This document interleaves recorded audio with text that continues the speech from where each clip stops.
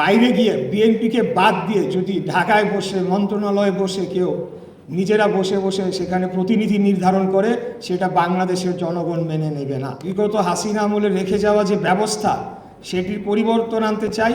তাহলে সবচেয়ে অগ্রণী ভূমিকা বাংলাদেশ জাতীয়তাবাদী দলের সাথে সংশ্লিষ্ট সকল ক্রীড়া সংগঠককেই এই পদক্ষেপ নিতে হবে। বিশ্বাস করি বিগত 17 বছরে খুনি স্বৈরাচারী ফ্যাসিস্ট হাসিনা সরকারের আমলে অন্য সকল সেক্টরের মতো ক্রীড়াঙ্গনকেও যেভাবে দলীয়করণ করে ফেলা হয়েছিল এবং একটি দলের পকেটস্থ করে ফেলা হয়েছিল, সেখান থেকে বের হয়ে এসে বাংলাদেশের ক্রীড়াকে আপনারা এগিয়ে নিয়ে যাবেন এবং যুব সমাজকে যে ভয়াল মাদকের যে একটা থাবা বাংলাদেশে এখন গ্রাস করছে, সেখান থেকে উত্তরণ ঘটানোর জন্যে এই সংগঠনটি ক্রীড়ার বিকাশের মাধ্যমে গুরুত্বপূর্ণ ভূমিকা আগামী দিনে পালন করবে। এর পাশাপাশি এও বলতে চাই, এই সংগঠনের মাধ্যমে বাংলাদেশের আন্তর্জাতিক পর্যায়ে আমাদের যে ক্রীড়া টিমগুলো রয়েছে, সেই টিমগুলো আমাদের আরও ভালো ফলাফল বয়ে আনবে এবং বাংলাদেশের মুখকে উজ্জ্বল করবে, সেই আশাবাদ ব্যক্ত করতে চাই।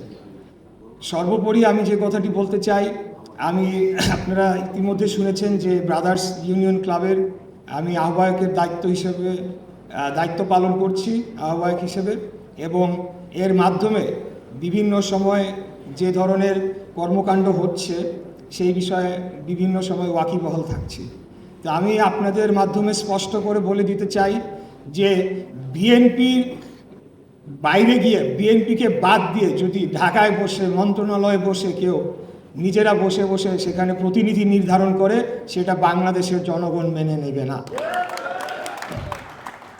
বিগত 16-17 বছরে আমাদের বিএনপি করার ফলে দক্ষ সংগঠকদেরকে যেভাবে বাদ দিয়ে দেওয়া হয়েছিল, যেভাবে নিপীড়ন করা হয়েছিল, যেভাবে বঞ্চিত করা হয়েছিল, সেটার ফলশ্রুতিতে আমরা দেখেছি ক্রীড়াঙ্গনে কী ধরনের একটা প্রভাব পড়েছে। আমরা বলতে চাই, আমাদের নেতা দেশনায়ক জনাব তারেক রহমান উনি বলেছেন যে আমরা ক্রীড়াঙ্গনকে দলীয়করণ করব না, দলীয়করণ হতে দিব না, ক্রীড়াঙ্গনকে ক্রীড়াঙ্গনের মতো চলতে দিতে হবে এবং এখানে যারা সংগঠক হিসেবে দায়িত্ব পালন করবেন তাদেরকেও রাজনীতির প্রভাবমুক্ত হয়ে কাজ করতে হবে। অতএব আমরা যদি বিগত হাসিনা আমলে রেখে যাওয়া যে ব্যবস্থা, সেটির পরিবর্তন আনতে চাই, তাহলে সবচেয়ে অগ্রণী ভূমিকা বাংলাদেশ জাতীয়তাবাদী দলের সাথে সংশ্লিষ্ট সকল ক্রীড়া সংগঠককেই এই পদক্ষেপ নিতে হবে এবং আমাদেরকে এই ক্রীড়াঙ্গনকে সংস্কার করে আগামী দিনে একটা নিরপেক্ষ যে ক্রীড়ার ক্ষেত্র তৈরি হয়, সেটিকে আমাদেরকে নিশ্চিত করতে হবে। মাঠের অলরাউন্ডার আমি, আর ঘরের অলরাউন্ডার টাইলক্স।